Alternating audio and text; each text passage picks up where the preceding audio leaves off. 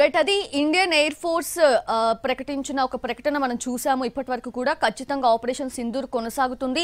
ఇప్పటివరకు ఏవైతే task assign చేశారో వాటన్నిటిని కూడా విజయవంతంగా పూర్తి చేయడం జరిగిందని కూడా చెప్పడం జరిగింది.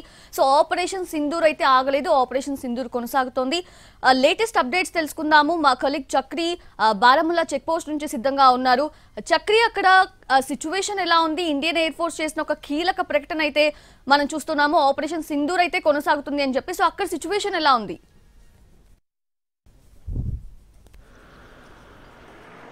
రైట్, ప్రస్తుతం నేను బారాముల్లా చెక్ పోస్ట్ దగ్గర ఉన్నాను. ఇది దాటి మాత్రమే ఉరి వెళ్లాల్సి ఉంటుంది. అంటే కీలకమైనటువంటి గ్రామాలు ఏవైతే ఉన్నాయో, సరిహద్దు గ్రామాలు. ఉరిలో మొన్న పరిస్థితి మనకు తెలుసు, ఏ విధమైనటువంటి కాల్పులు జరిగాయో, అక్కడ ఎంతమంది ప్రాణాలు కోల్పోయారు, అక్కడ ఎన్ని ఇళ్ళు కూలిపోయినటువంటి పరిస్థితి. అక్కడికి వెళ్ళేటటువంటి ద్వారా ఇది శ్రీనగర్ నుంచి ఉరి వెళ్ళేటటువంటి రహదారి. ఇది బారాముల్లా చెక్ పోస్ట్. ఈ చెక్ పోస్ట్లో కట్టుదిట్టమైనటువంటి చెకింగ్ని ఏర్పాటు చేశారు. పూర్తిగా ఇక్కడ లోకల్ వాళ్ళని మాత్రమే అలౌ చేస్తున్నటువంటి దృశ్యాలు మనం చూస్తూ ఉన్నాము. వీళ్ళంతా కూడా గత 2 రోజుల నుంచి జరిగినటువంటి ఘటనల్లో భాగంగా వాళ్ళు ఇల్లు కోల్పోయిన వాళ్ళు కొంతమంది, అలాగే భయం వేసి అంటే ఊరు వదిలి వెళ్ళిపోయే వాళ్ళు కొంతమంది, వాళ్ళంతా కూడా ఇంటిబాట పట్టారు. సీజ్ ఫైర్ అని ప్రకటించడంతో నేను వచ్చే దారి పొడుగుతా కూడా ఈ వెహికల్స్ అన్నీ కూడా ఇక్కడ నుంచి పాకిస్తాన్ బార్డర్కి వెళ్ళేటటువంటి వెహికల్స్ ఇవన్నీ కూడా మొత్తం వీరంతా కూడా నిత్యావసర సరుకులతోటి, అలాగే ఇళ్లను వదిలేసి వెళ్ళిపోయినటువంటి వాళ్ళంతా కూడా ఇప్పుడు మళ్ళీ ఇళ్ళకి తిరిగి వెళ్తూ ఉన్నారు. బ్యాగులు వేసుకొని కుటుంబంతో సహా నడుచుకుంటూ వెళ్తున్నటువంటి వాళ్ళు చాలామంది నాకు దారి పొడుగుతూ ఎదురుపడ్డారు.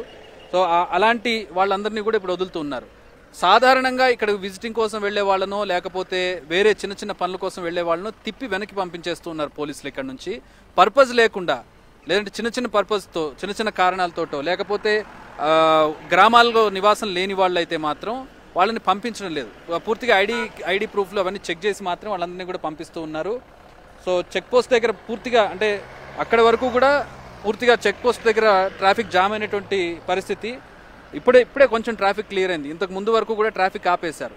సో పూర్తిగా ఒక దాదాపు 5-6 కిలోమీటర్ల ట్రాఫిక్ జామ్ అయింది. ఇక్కడ బారాముల్లా చెక్ పోస్ట్ దగ్గర ఇది పరిస్థితి. ఇక కొద్దిసేపటి క్రితం ఎయిర్ ఫోర్స్ చాలా కీలకమైనటువంటి ప్రకటన చేసింది. వీళ్ళందరూ ఇంటిపాట పడుతూ ఉన్నారు, కానీ దాని కాంట్రాస్ట్గా పరిణామాలు చోటు చేసుకుంటూ ఉన్నాయి. నిన్న సీజ్ ఫైర్ ఉల్లంఘనలు జరిగాయి.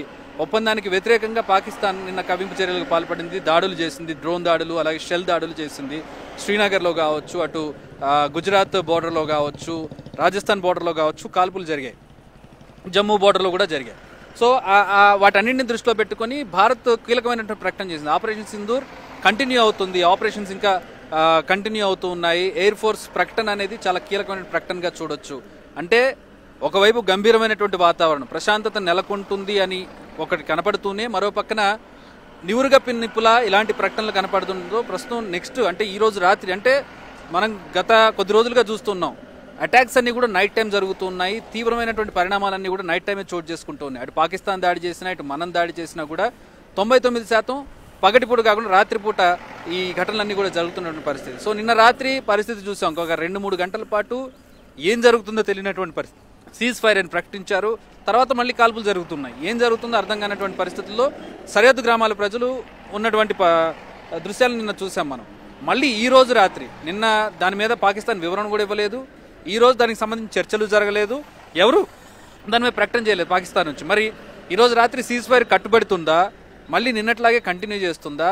ప్రస్తుతం ఎయిర్ ఫోర్స్ ప్రకటన మనం చూసాం. కొద్దిసేపటి క్రితం త్రివిధ దళాధిపతులతోటి,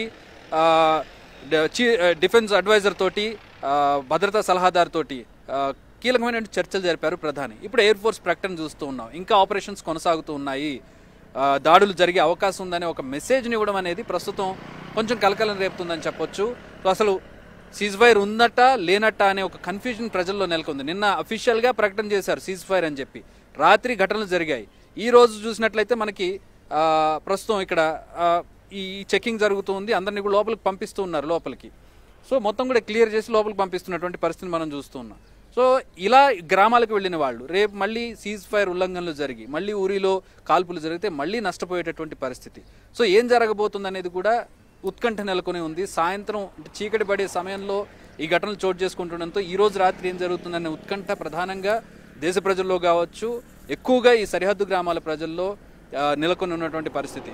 సో చూడాలి మరికొద్దిసేపట్లో సాయంత్రం అయిన తర్వాత పాకిస్తాన్ ఎట్లాంటి చర్యలకు పాల్పడుతుంది. ఈరోజు సీజ్ ఫైర్ కట్టుబడితే కనుక మేబీ వాతావరణం చల్లబడింది అనుకోవచ్చు, భారత్ నుంచి కూడా ఒక సానుకూల స్పందన రావచ్చు, ఆ తర్వాత పరిణామాలు చోటు చేసుకుంటాయి. కానీ మళ్ళీ నిన్నట్లాగే కుక్కతో ఒక వంకరలాగే పాకిస్తాన్ వ్యవహరిస్తే మాత్రం పరిణామాలు తీవ్రంగా ఉండే అవకాశం. ఎందుకంటే ఇప్పుడు ప్రకటన మనం చూసాం, ఎయిర్ ఫోర్స్ ప్రకటన అనేది సాధారణమైన ప్రకటన కాదు, అది సీజ్ ఫైర్ ప్రకటన తర్వాత ఇంకా ఇది కంటిన్యూ అవుతుందని చెప్పారు అంటే సీజ్ ఫైర్ ల్యాబ్స్ అయిపోయినట్టే. సో ఈరోజు ఏం జరుగుతుందనేది ప్రస్తుతం ఉత్కంఠగా నెలకొని ఉంది. ఎవరికి వాళ్ళు అందరూ కూడా ఉత్కంఠగా చూస్తున్నారు. కానీ గ్రామాల ప్రజలు గ్రామాలకు చేరుకోవడంతో నష్టం ఎక్కువ జరిగే అవకాశం ఉంది. ఒకవేళ పాకిస్తాన్కి ఒక అదుపు ఉండదు, వాళ్ళ మీద దాడులు చేస్తూ ఉంటుంది.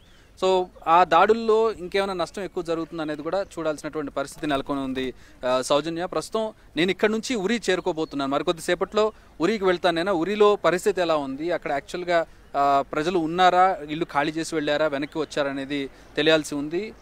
ఉరిలో రాత్రి ఉండే పరిస్థితి కూడా ఉండదు, ఎందుకంటే అక్కడ షెల్టర్ కూడా దొరకదు మనకి. బాంబింగ్ జరుగుతూ ఉంటుంది, అలాగే షెల్స్ దాడి జరుగుతూ ఉంటుంది.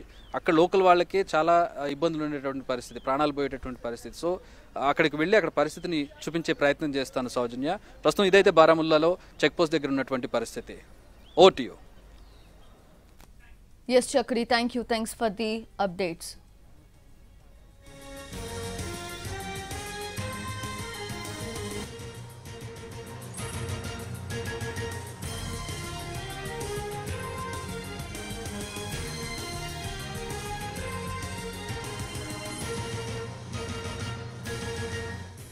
రైట్, అది ఇప్పుడే చూసాము.